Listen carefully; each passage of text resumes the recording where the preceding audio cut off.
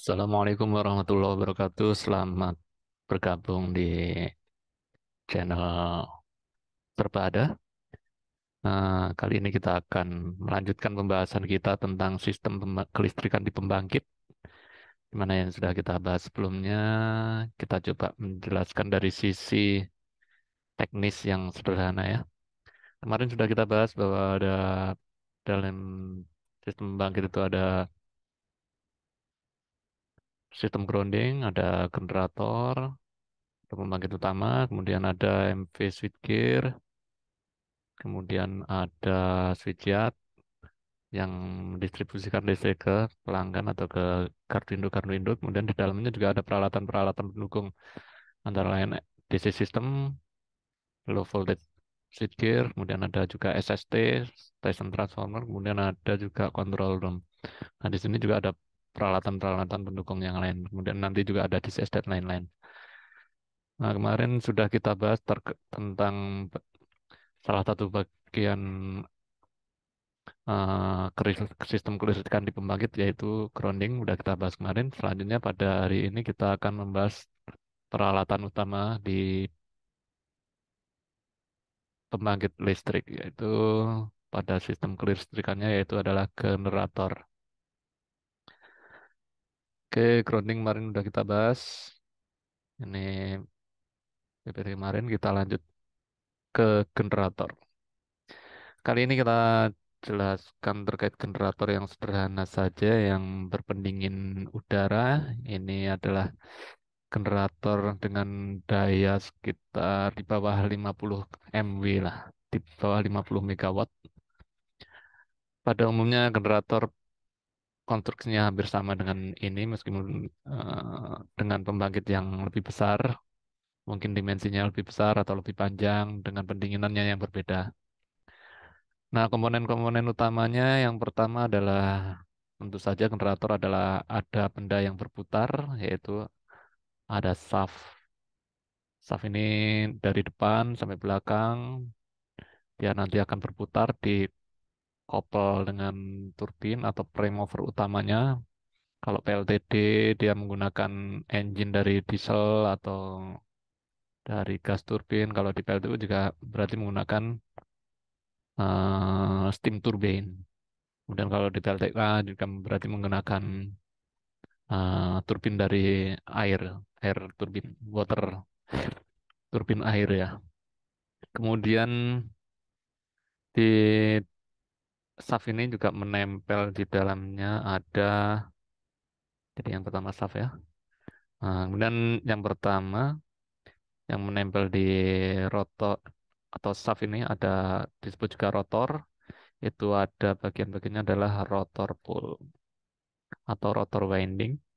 Nah, ini di sini nih winding ini yang warna merah ini, warna merah bata. Ini adalah winding dari tembaga biasanya yang dikasih isolasi sehingga tidak short antar pelitan atau antar lilitan. Dililit sedemikian muka dengan sesuai desainnya. Kemudian di sini juga ada rotor core ya sebenarnya di sini. Nah, rotor core ini untuk memperkuat magnet yang dibangkitkan dari rotor. Nah, winding rotor ini nanti tujuannya adalah menciptakan magnet buatan atau magnet elektromagnet listrik, magnet dari listrik. Nah, kemudian rotor ini nanti akan berputar, medan magnet ini akan berputar sehingga akan menginduksi bagian statornya ini. Stator adalah juga lilitan. Diri dari lilitan-lilitan tembaga. Kemudian di sisi luarnya ada stator core. Duduk di stator core ya. Stator core itu terdiri dari lempengan-lempengan besi yang di tempat duduknya winding. Selain itu dia berfungsi juga memperkuat efek dari induksi magnet dari rotor. Sehingga eh, tegangan atau elektrik yang dihasilkan semakin besar, semakin efisien juga. Biasanya stator core terbuat dari lempengan-lempengan besi yang tipis untuk memperkecil efek eddy current. Nah, itu bagian yang diam ini, stator. Stator bagian yang diam, kalau rotor bagian yang bergerak. Nah, kemudian magnetnya ini diisi dari mana? Dari listrik yang dibangkitkan dari exciter. Nah, exciter ini juga ada bagian yang bergerak. Di sisi dalamnya ini ada winding stator, winding rotor juga. Kemudian nanti akan ada rotating dioda atau diode breed ini. Ini di sisi rotornya. Kemudian eh, tegangan yang dihasilkan dari exciter ini, rotor exciter, disearahkan sehingga masuk ke rotor winding. Sehingga dari tegangan di sini menghasilkan medan magnet. Nah, gimana cara menginduksikan exciter ini? Nah, di sini dari exciter ini bagian yang berdiam ini akan disuplai dari namanya automatic voltage transformer. Automatic voltage regulator. Automatic voltage regulator ini dia berfungsi untuk menyuplai arus eksitasi atau arus ke stator exciter ini. Nah, yang diam ini. Nah, ketika dia dialiri listrik, maka stator exciter ini akan menjadi magnet.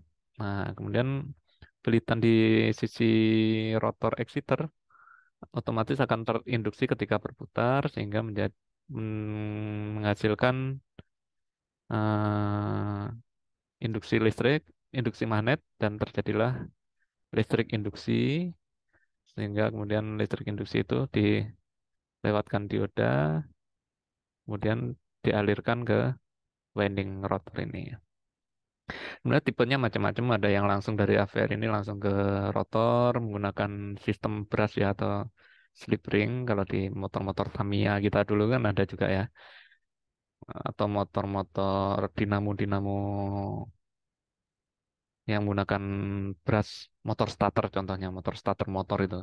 Di motor sepeda motor kita ada motor starter yang di situ ada karbon brushnya yang berfungsi mengantarkan listrik dari aki ke bagian yang berputar.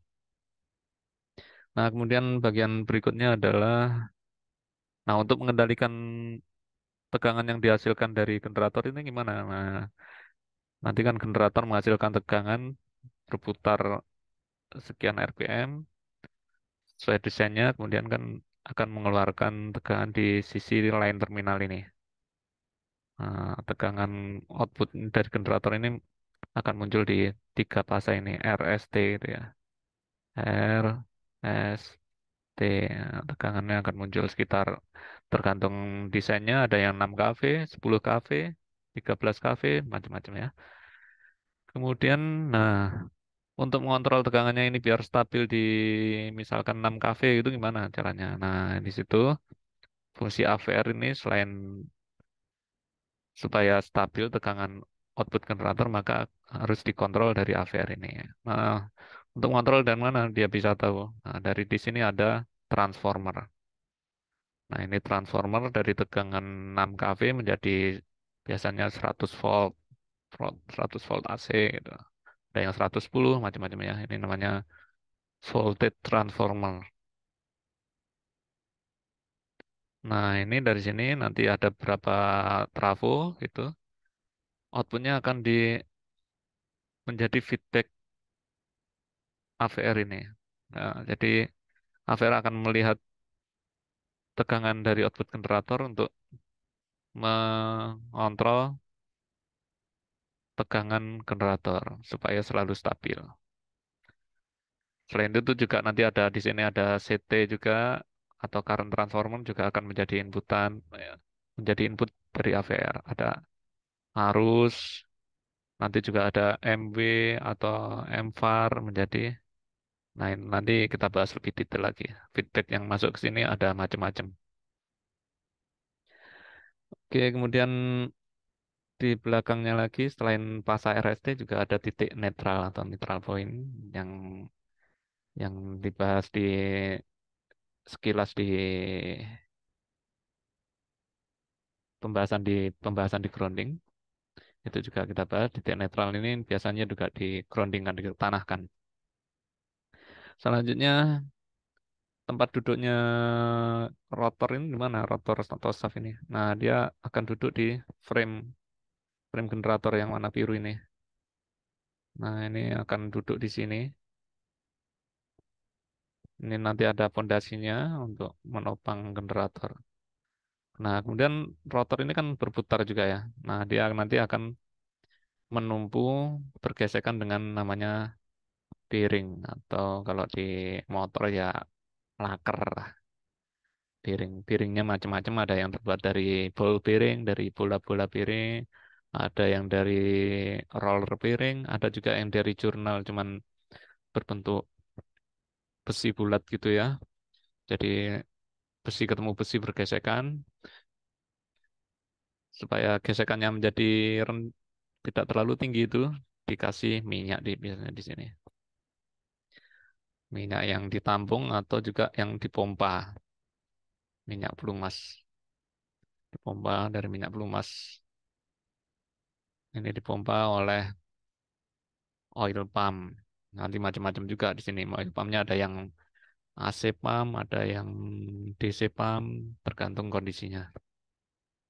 Kemudian di sini juga ada fan dari rotor ini, ada bagian fan yang berfungsi untuk mengisap udara dari luar supaya peralatan di dalam generator ini selalu dingin. Jangan sampai ketika mesin beroperasi, rotor kan dialiri arus menjadi panas, stator juga. Apabila terlalu panas, maka peralatan material di dalamnya akan juga mengalami kerusakan dalam jangka waktu tertentu, sehingga peralatan jadi rusak. Jadi sistem pendinginan ini sangat penting, bergaris lurus juga dengan efisiensi. Ketika material tembaga dan sejenisnya dalam kondisi dingin, itu menyebabkan efisiensi juga meningkat. Nah, kemudian dari ini adalah peralatan utama dari generator. Nanti dari outgoing ini akan dihubungkan dengan konduktor lagi, pasa RST menuju switchgear ya. Dihubungkan dengan konduktor, ada yang dengan kabel, ada yang dengan tembaga, ada yang dengan busbar, ya, batangan-batangan tembaga.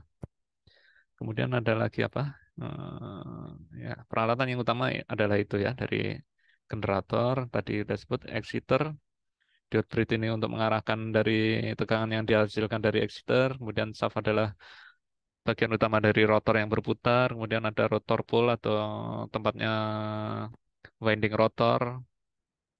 Kemudian ada end shield ini ya cover dari generator ini penutupnya, di mana tempatnya bearing menempel. Bearingnya biasanya ada dua ya, di depan dan di belakang. Nah, drive end dan NDE non drive end. NDE yang belakang non drive end. Kemudian ada stator core. Stator core ini adalah yang besi-besi tadi. Kemudian netral point udah jelaskan, transformer, voltage transformer udah jelaskan. Nah, itulah adalah bagian-bagian utama generator yang umum ada di PLN atau di pembangkitan ya. Ada macam-macam juga, ada yang nanti pendinginannya tidak dari udara, tapi udara di udara tertutup di dalamnya, kemudian dilewatkan ada water, ada pipa-pipa air yang berfungsi untuk mendinginkan udara di dalam generator, sehingga tertutup, debu-debu dari luar tidak mengkontaminasi generator. Kemudian ada juga yang bahkan pendinginannya dari gas hidrogen, bukan dari udara kering ya. Jadi di dalamnya ini gas hidrogen. Ada macam-macam. Ada juga nanti winding untuk winding stator ini didinginkan bahkan oleh water atau oleh air demin, dialirkan. Jadi macam-macam. Untuk pembangkit-pembangkit yang besar biasanya hidrogen dan ada water cooler stator. Demikian dulu sampai penjelasan terkait generator. Tinggalkan komen bila ada pertanyaan atau diskusi, silahkan disampaikan di komen. Nanti kita akan bahas atau kita kulik secara sederhana saja, secara teknis, tidak perlu berteori yang terlalu banyak. agar teman-teman bisa mendapat sedikit banyak pengetahuan dari pembangkitan. Terima kasih. Kita akhiri. Wassalamualaikum warahmatullahi wabarakatuh.